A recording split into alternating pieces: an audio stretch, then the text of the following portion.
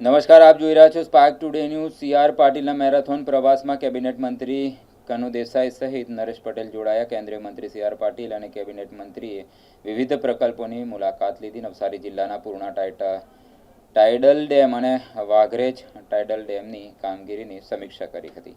Navsari chamber of કોમર્સના પદગ્રહણ સમારોહમાં CR Patil સહિત મંત્રીઓ ઉપસ્થિત રહ્યા હતા। વિકસિત ભારત સંકલ્પ સંમેલનમાં તમામ આગેવાનો ઉપસ્થિત રહ્યા હતા। મેરેથોન પ્રવાસના અંતિમ તબક્કામાં સીઆર પાટીલ સહિતના આગેવાનોએ બુલેટ ટ્રેન પ્રોજેક્ટની મુલાકાત લીધી। નવસારીના કેસલી નજીક નિર્માણાધીન બુલેટ ટ્રેન સ્ટેશનની મુલાકાત લઈ કામગીરીની સમીક્ષા કરી હતી। નમસ્કાર મિત્રો, આજે નવસારી મુકામે માનનીય પ્રધાનમંત્રી શ્રી નરેન્દ્ર મોદી સાહેબના 12 સાલ 2 મિસાલના કાર્યક્રમમાં એના અંતર્ગત સૌ સિનિયર સિટીઝન અને ઇન્ડસ્ટ્રીના સૌ આગેવાનોને મળવા માટેનો કાર્યક્રમ કેન્દ્ર સરકાર દ્વારા અને રાજ્ય સરકાર દ્વારા અહીં કરવામાં આવ્યો હતો। એમાં બિહારના સાંસદ ડૉક્ટર સંજય જયસ્વાલ એ વિશેષ રૂપે માર્ગદર્શન આપવા માટે પધાર્યા હતા અને રાજ્ય સરકારના કેબિનેટ મંત્રી શ્રી કનુભાઈ દેસાઈ એમને પણ માર્ગદર્શન માટે એ પણ આવ્યા હતા। આજના કાર્યક્રમમાં શ્રી નરેશભાઈ પટેલ પણ ઉપસ્થિત છે। એ આજે વિકાસના કામો આખા દેશમાં થયા છે, એમાં નવસારી પણ ખૂબ મોટો ભાગ એને પણ મળ્યો છે। એના અનેક સ્થળોએ અમે આજે મુલાકાત લીધી છે।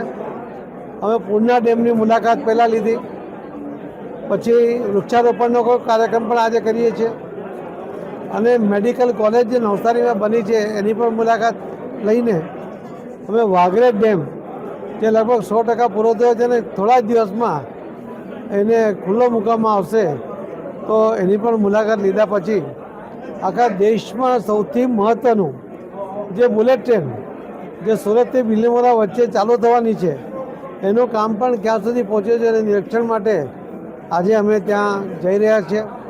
મને લાગે છે કે આપણે ખૂબ નસીબવાન છીએ કે સુરતથી બિલીમોરા બંને નવસારી સંસદીય મત વિસ્તારનો વિસ્તાર છે અને એમાં પહેલી બુલેટ ટ્રેન ચાલુ થવાની છે।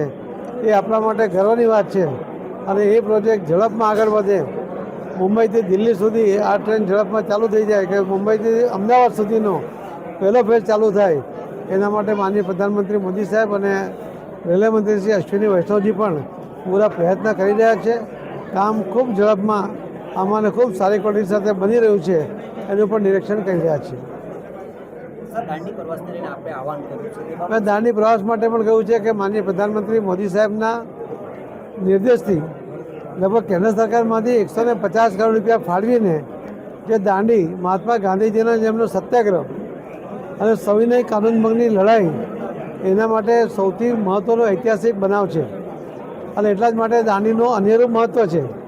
તો ત્યાં જે રીતે એનું ડેવલપ થયું છે એ જોવા માટે લોકો જાય અને નવસારીના લોકો પણ દર શનિ રવિમાં કે જ્યારે અનુકૂળ હોય ત્યારે ફેમિલી સાથે જાય, બાળકોને પણ લઈને જાય એવું મેં આહ્વાન કર્યું છે।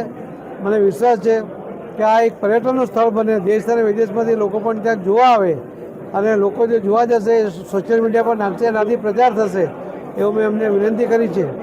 મારા આપના માધ્યમથી બધા જ લોકોને વિનંતી છે કે એમણે દાંડીની મુલાકાત લેવી જોઈએ। જે રીતે મોદી સાહેબે દાંડીને ડેવલપ કરી આપી છે તો એનો પ્રચાર અને પ્રસાર પણ થવો જોઈએ।